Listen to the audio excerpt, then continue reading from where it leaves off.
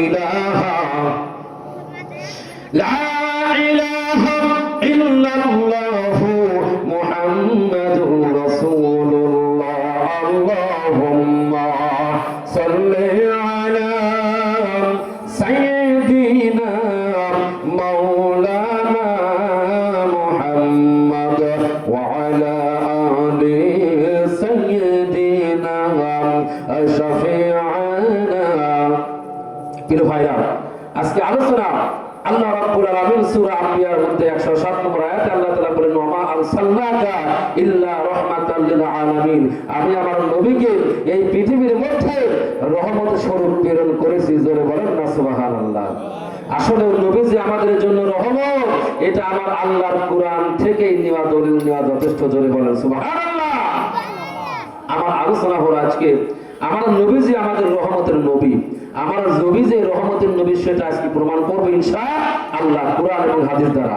দুই নম্বরে হলো আমার আলোচনার মধ্যে একটা টপিক আপনাদেরকে বলে দিলাম, সেটা হলো এই পৃথিবীতে আমার নবীজি যখন শুভ আগমন ঘটাবেন, আমার নবীজির জন্মের সময়ে আল্লাহ রাব্বুল আলামিন জান্নাত থেকে কয়েকজন মহিলাকে, আমার আল্লাহ রাব্বুল আলামিন জান্নাত থেকে আমার আল্লাহ কয়েকজন মহিলাকে আল্লাহ রাব্বুল আলামিনের হাবিবের মায়ের ঘরের মধ্যে, মা আমিনার ঘরের মধ্যে 4 জন মহিলাকে প্রেরণ করেছিলেন। ইনশাআল্লাহ সেই কথাটা আমরা শ্রবণ করব, বাদ বাকি আল্লাহর ইচ্ছা। জোরে বলেন ইনশাআল্লাহ। প্রিয় ভাইরা আমার, আল্লাহ রাব্বুল আলামিনের হাবিব হলো রাহমাতাল লিল আলামিন। আল্লাহ রাব্বুল আলামিন বলেন, দুনিয়ার মানুষগুলো তোমরা শোনো, আমার নবীজি রাহমাতাল লিল আলামিন, আর আমি আল্লাহ হলাম রব্বুল আলামিন। জোরে বলেন সুবহানাল্লাহ। প্রিয় ভাইরা আমার, বন্ধুরা আমার, হরিয়াগাছি মহাত্মানিয়াতবাসী তথাপি কুমারখালী কুষ্টিয়াবাসীরা আল্লাহ রাব্বুল আলামিনের কোরআন থেকে আমরা কথা শুনতেছি, কথা বলতেছি। এই কোরআন কারীমের মাহফিলটা কিয়ামতের ময়দানে আমাদের জন্য ওই দিনকে রাজ সাক্ষী হয়ে যাবে। জোরে বলা যাবে নাকি সুবহানাল্লাহ। কারণ এই কোরআনটা পৃথিবীর মধ্যে জান্নাত কোনো কিছু না। এই কোরআনটা যদি কোনো মানুষ মেনে নেয় তাহলে জান্নাতি, আর এই কোরআনটা যদি কোনো মানুষ ভুলে যায় তাহলে ওই মানুষটা কিন্তু জাহান্নামে। কথা বলেন ঠিক কিনা? কোরআনটা মেনেছিল আবু বকর, জান্নাতি হয়েছেন, আর কোরআনটা মেনে নাই আবু জেহেল, যার কারণে আবু জেহেল লাঞ্ছিত আর বঞ্চিত। কথা বলেন ঠিক কিনা? প্রিয় ভাইরা আমার, বন্ধুরা আমার, আজ যদি এই তাওয়ার জমিনে, কুমারখালীর জমিনে, এই কুষ্টিয়ার জমিনে তথাপি বাংলার জমিনে কোন মানুষ যদি কোরআন বিদ্বেষ হয়, কোরআন যদি না মেনে নেয়, আল্লাহর কসম করে বলি ভাই, আল্লাহর কসম করে বলি, কোরআনটা না মানার কারণে, ওই কোরআনটা যে মানলো না মানার কারণে ওই ব্যক্তির কখনোই ভালো হবে না। কথা বলেন ঠিক কিনা? বন্ধুরা আমার, ভাইরা আমার, আল্লাহর কোরআন থেকে যখন কথা শুনবেন, আল্লাহ তাআলা বলেন, ওয়াইদা কুরআন কুরআন ফাসতামিউ লাহু ওয়া আনসিতু লাআল্লাকুম তুরহামুন।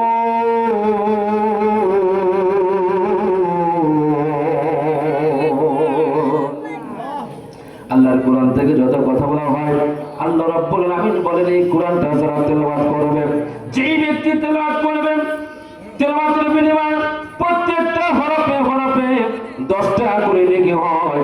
নবী আমার বলেন, যে ব্যক্তি কোরআন তেলাওয়াত করবে, তেলাওয়াত করলে প্রত্যেকটি হরফে 10 টাকা করে নেকি হবে। আল্লাহ রাব্বুল আলামিনের কাছে প্রশ্ন, আল্লাহ রাব্বুল আলামিনের হাবিবের কাছে প্রশ্ন করা হলো, ইয়া রাসূলুল্লাহ, ইয়া হাবিবাল্লাহ, তাহলে আলিফ লাম মিম এই কথাটা আমরা বললাম, এর মধ্যে কি 10 টাকা নেকি হবে নাকি?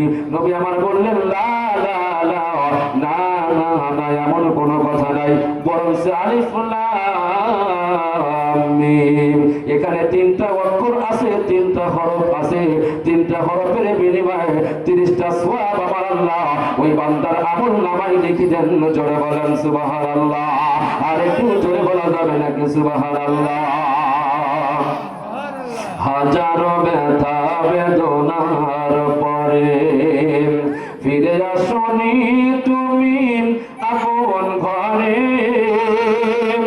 দিনের দিনের আলো তুমি ছড়িয়ে দিতে চলে গেলে মদিনায় মক্কা ছেড়ে হে রাসূল তোমাকে ভুলি আমি কেমন করে হে রাসূল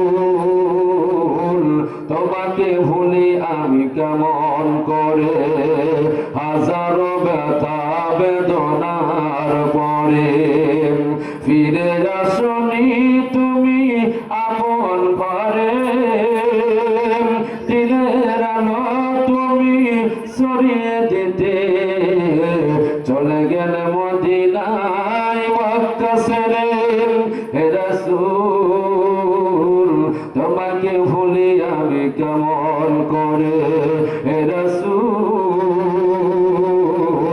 তোমাকে ভুলি আমি কেমন করে লা ইলাহা আর জোরে লা ইলাহা আর জোরে লা ইলাহা লা ইলাহা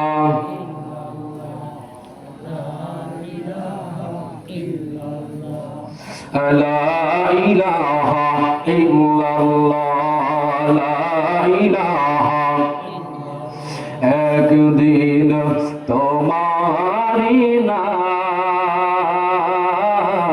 নাম মসজিদে হবে আলাম বলেন একদিন তোমারি নাম মসজিদে হবে আলাম তৈরি থেকো তৈরি রাখো কবরের মাল সামান একদিন তোমারি নাম মসজিদে হবে আলাম একদিন তোমারি নাম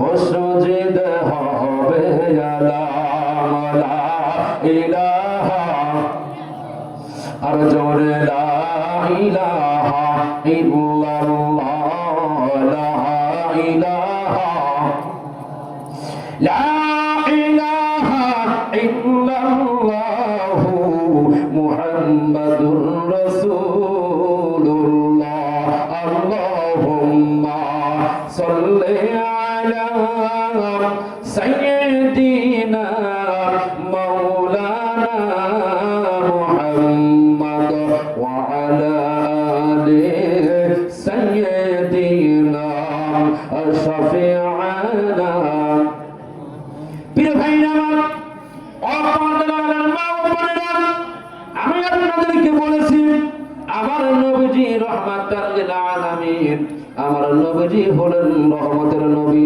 আজকে আমরা এই তালোয়া হাফিজিয়া মাদ্রাসার মাহফিল থেকে আমরা এখান থেকে শ্রবণ করে বাড়ি চলে যাব কারণ হলো এই পৃথিবীতে আমার নবীকে নিয়ে অনেক ব্যঙ্গ চিত্র করা হয় আমার নবীকে নিয়ে কটূক্তি করা হয় কিন্তু আমার আল্লাহ ডাকতে বললেন নবী গো ইয়া হাসরাতান আলাল ইবাদি মা ইয়াতিহিম মির রাসূলিন ইল্লা কানু বিহি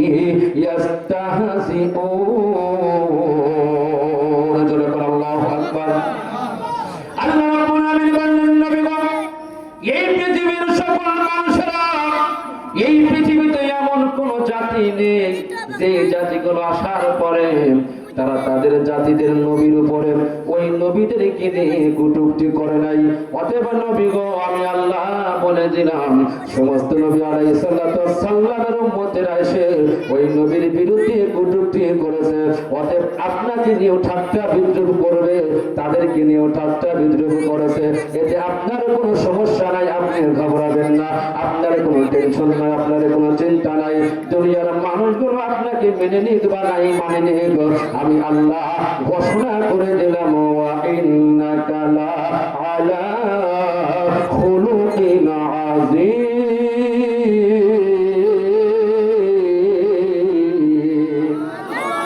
রাসূল আমার ভালো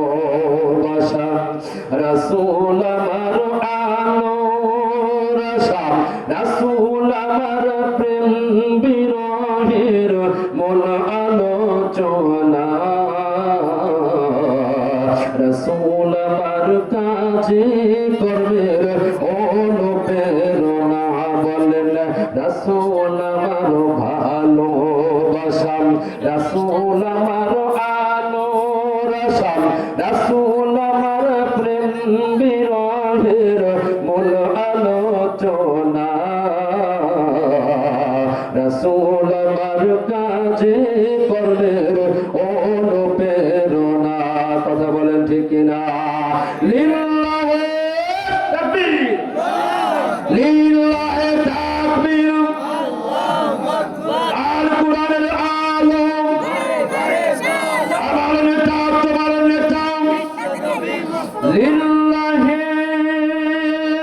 তাকবীর। আমার ভাইরা, আল্লাহ রাব্বুল আলামিন হাবিবকে রহমাতুল নবী, রাহমাতাল লিল আলামিন, সেটা প্রমাণ করব কুরআন এবং হাদিস দ্বারা। আল্লাহ রাব্বুল আলামিন বললেন, নবী গো, আপনাকে নিয়ে যারা ব্যঙ্গ করবে, ঠাট্টা বিদ্রূপ করবে, আপনি কোনো মন ঘাবড়াবেন না, আপনি কোনো টেনশন করবেন না, আপনি কোনো চিন্তা করবেন না, আপনার কোনো চিন্তা নাই, আপনার কোনো টেনশন নাই।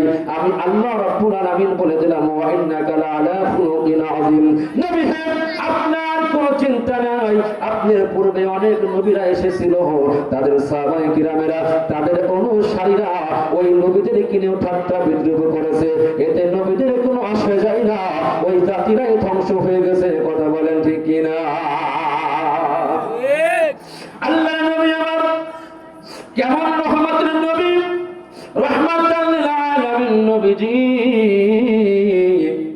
একদিনকে ছোট্ট মাসুম একটা বাচ্চা, একটা শিশু বাচ্চা, তিনি ক্ষুধার্ত অবস্থায় কান্নাকাটি করা শুরু করলেন। ভাইরা আমার, বন্ধুরা আমার, আমরা কেন কুরআন কারীমের মাহফিলে আসবো? কুরআন থেকে কেন কথা শুনবো? কেন দান সদকা করব? কেন রাসূলুল্লাহর প্রতি বেশি বেশি করে আমরা দরুদ পাঠ করি? বন্ধুরা আমার, ভাইরা আমার, পর্দার মা, পর্দার আড়ালের মা এবং বোনেরা, এইবার শিশু বাচ্চাটি ক্ষুধার্ত অবস্থায় তিনি কান্নাকাটি করা শুরু করে দিল।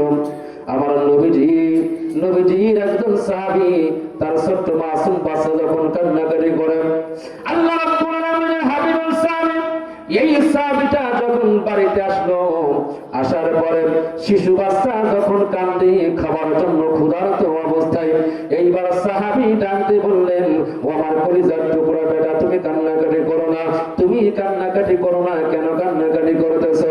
শিশু বাচ্চাটি ডাকতে বলল, আব্বা জান, আমার পেটে কোনো খাবার নাই, আমার পেটের মধ্যে খাবার নাই, আমি ক্ষুধার্ত, এই জন্যই আমি কান্নাকাটি করতেছি। জোরে বলেন মারহাবা।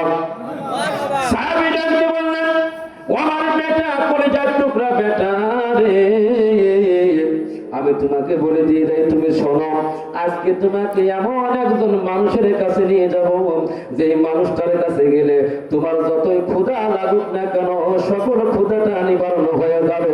জোরে বলা যাবে নাকি সুবহানাল্লাহ? সাহাবী আমার এই কথাটা বলার পরে শিশু বাচ্চা তখন কান্না থেমে গেল, বলো, আব্বাজি, আমি আপনার কথায় রাজি হয়ে গেলাম, আপনি আমাকে কখন নেবেন বলেন? এইবার স্বামী ডাকতে বললাম, বেটা রে, তুমি হাত পা ধুয়ে সুন্দর করে পরিপাটি হয়ে রেডি হয়ে নাও, আমি তোমাকে ওই মানবের কাছে নিয়ে চলে যাবো, যে মানুষটার চেহারার দিকে তাকাইলে খাবার আর প্রয়োজন হবে না, তোমার ক্ষুধাটা নিবারণ হয়ে যাবে। এইবার স্বামী তার কলিজার টুকরা বেটা, শিশু বাচ্চাকে কোলের মধ্যে নিয়ে আবার কিছু সময় হাঁটাইতে হাঁটাইতে সুন্দর করে পরিপাটি করে আমার নবীজির দরবারে নিয়ে চলে গেলেন। চলে বলেন মারহাবা। আমার নবীজি এমন একজন নবী, ওই নবীজির দরবারে গেলে টাটকা কাফের পর্যন্ত নবীর চেহারা দেখার পরে মুসলমান হয়ে যায়। জোরে বলা যাবে নাকি সুবহানাল্লাহ? এবার সাহাবী যখন তার শিশু বাচ্চাটিকে নিয়ে গেল, যাবার সঙ্গে সঙ্গে সাহাবী ডাকতে বললেন, বাবা শোনো, এই যে ঘরের মধ্যে এই স্থানে নবী যে আছে, যে মানুষটা আছে, সে মানুষের